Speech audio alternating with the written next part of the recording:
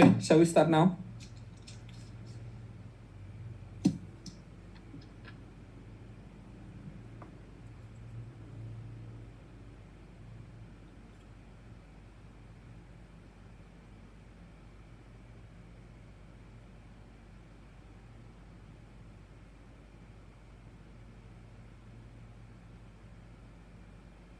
Can you hear me? Yes. Okay, we start now. So in the last meeting, we stopped at the role of the central bank in times of exchange rate regime.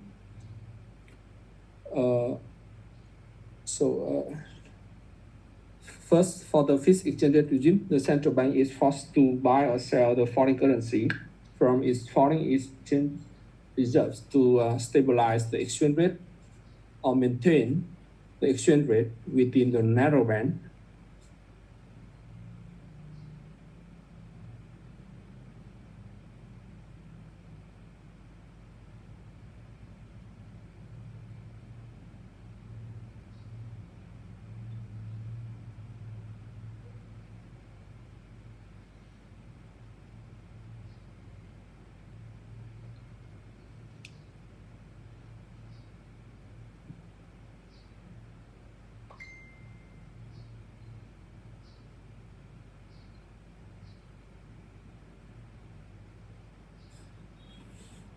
In a floating exchange rate regime, the central bank participate in the market as a usual member and without interfering the exchange rate.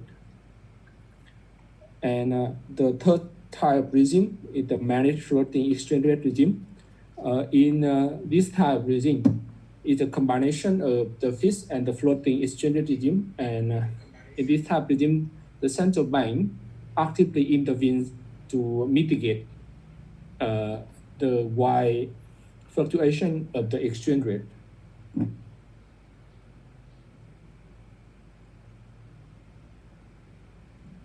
Okay, now we look back the role of the exchange rate of the central bank in the fixed exchange rate regime. To do that, we do a two graph dimension. Okay, we have the supply and the demand curve. And we have the initial equilibrium at the I0.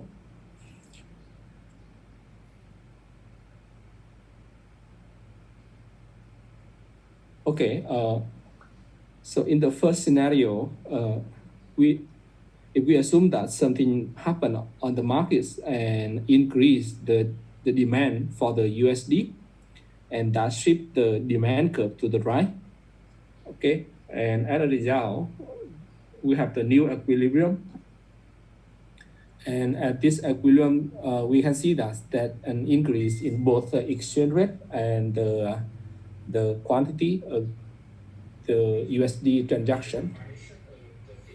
And in the fixed exchange rate regime, the central bank announced a level, I mean the official level of the exchange rate, and they commit to keep this the exchange rate at this level. Okay, so what should the central bank do in this scenario?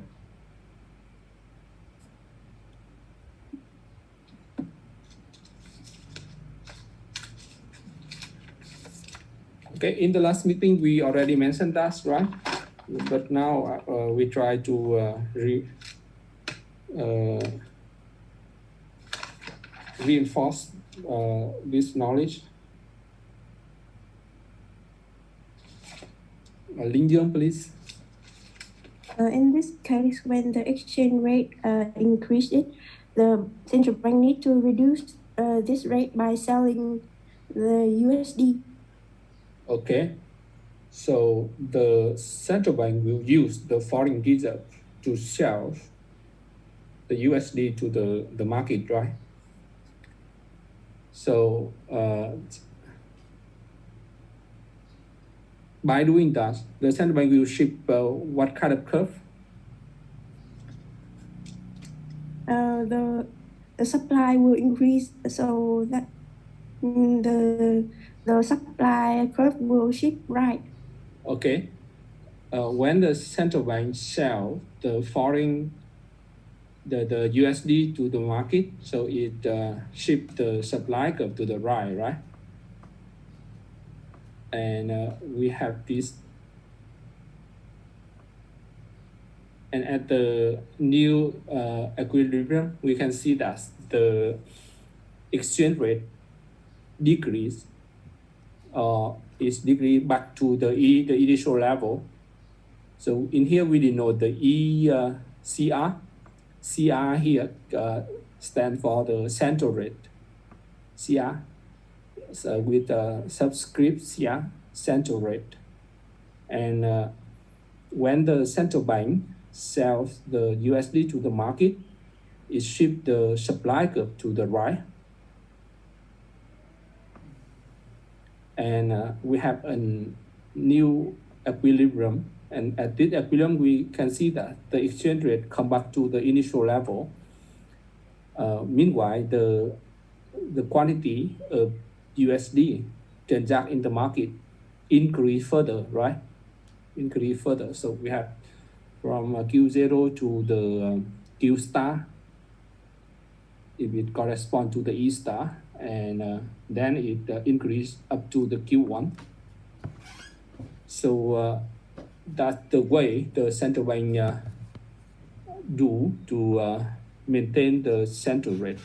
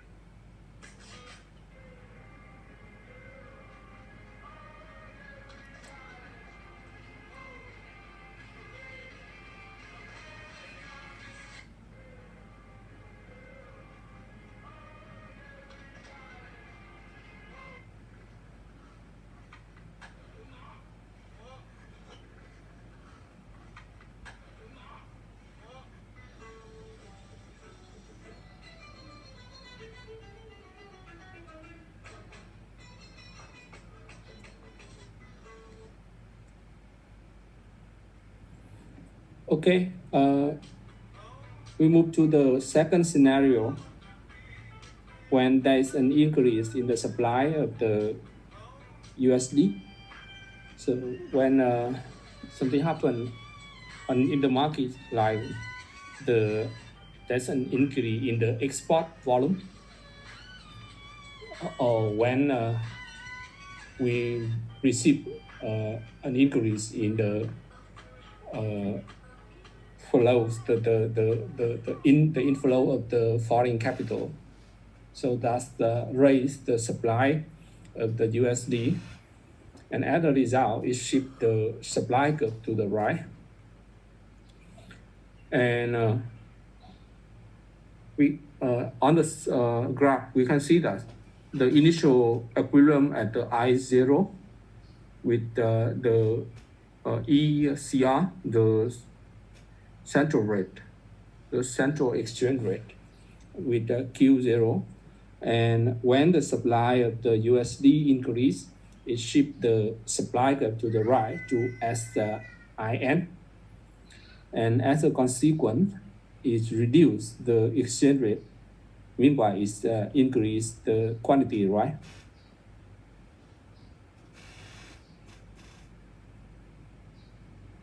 How should the central bank do to maintain the exchange rate here? that, please. In this scenario, the central bank should buy in more USD in order to shift the demand curve to the right. Okay, so the central bank buy the USD, right, in the market. Yeah.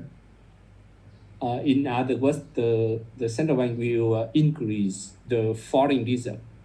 The foreign reserve, when the central bank buy the USD, so it raise the foreign reserve, okay.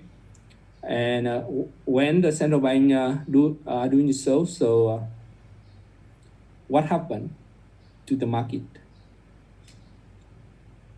The demand shift to the right. Demand. Okay, that's an increase in the demand for the USD, right? So Yeah. the demand curve shift to the right. As we can see, it shift from D0 to D1, and we have a new equilibrium, I1, okay? At this new equilibrium, the exchange rate increase back to the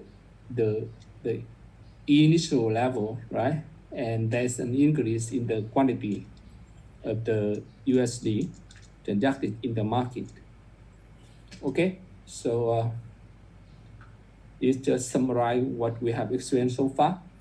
And in both the scenario, we can see that the central bank can either sell or buy. When the central bank, in the first scenario, the central bank sells the USD or the foreign currency in the market, so it shift the supply curve to the right. Okay, in the second scenario, when the central bank buy the foreign currency, in this case, the USD, okay, so it raised the demand for the foreign reserve or the foreign currency, and it shift the demand curve to the right. So in both cases, we can see that the direction of change is always increase, okay? Increase supply or increase demand when the central bank sells the USD or the foreign currency, it increase the supply and shift the supply curve to the right. When the central bank buy the USD or the increase the foreign reserve, okay, it raise the demand for the USD or the foreign currency, and it shift the demand curve to the right.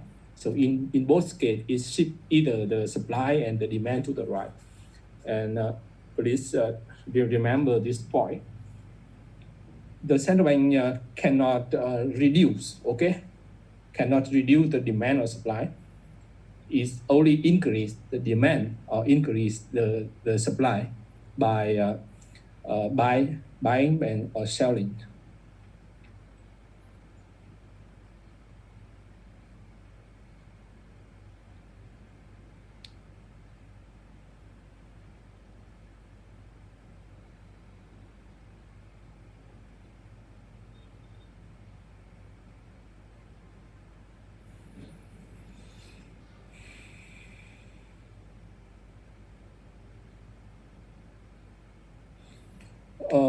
Under the exchange rate regime, we have the concept of overvaluation or undervaluation. Overvaluation, overvalue, or undervaluation.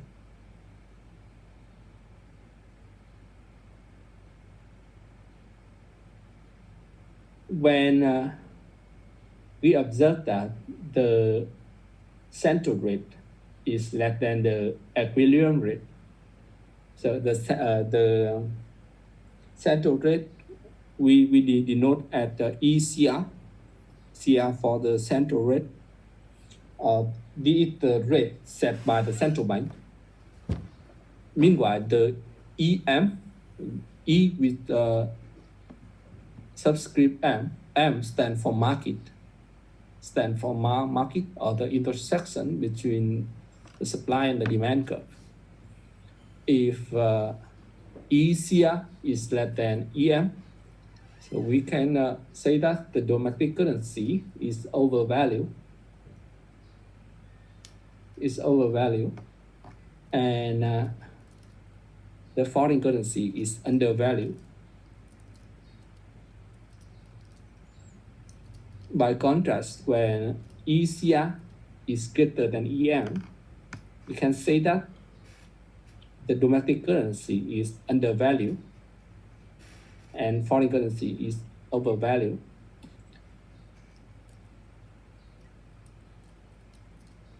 We can use the graph to see that.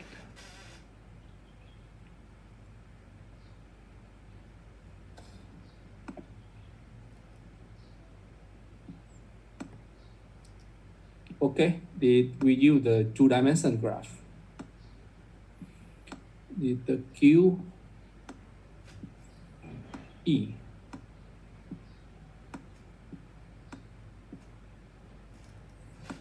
and we have the supply and the demand. In here is the demand, right?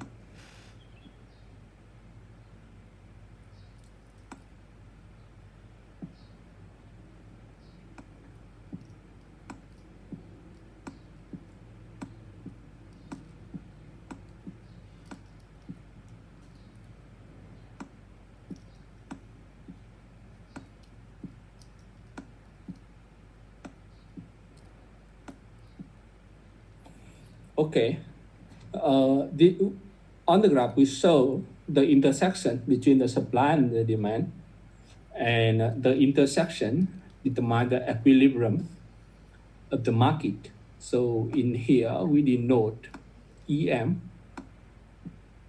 the EM, the equilibrium, the exchange rate equilibrium, the QM. So the intersection determined by the market is the equilibrium of the market. Now, if the central bank will announce or will set the exchange rate, will set the official rate, okay? So we have the three cases, right? The first case when the ECR is higher than EM. In the opposite way, the ECR is less than EM. And the third case is equal to EM. First, we have here, suppose that the central bank set this level with the ECR,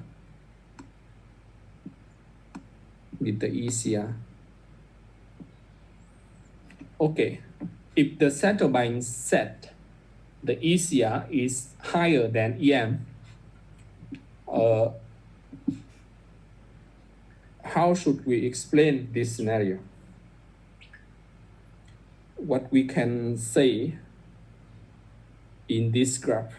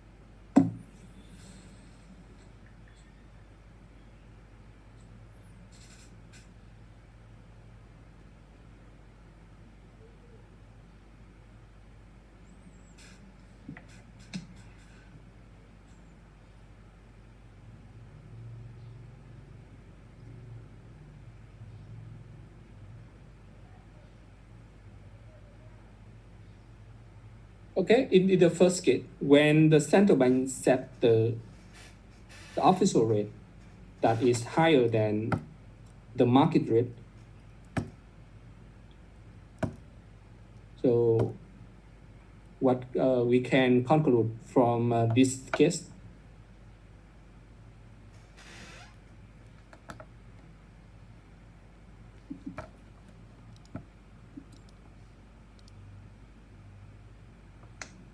Viet Thanh, please. I think this currency is overvalued.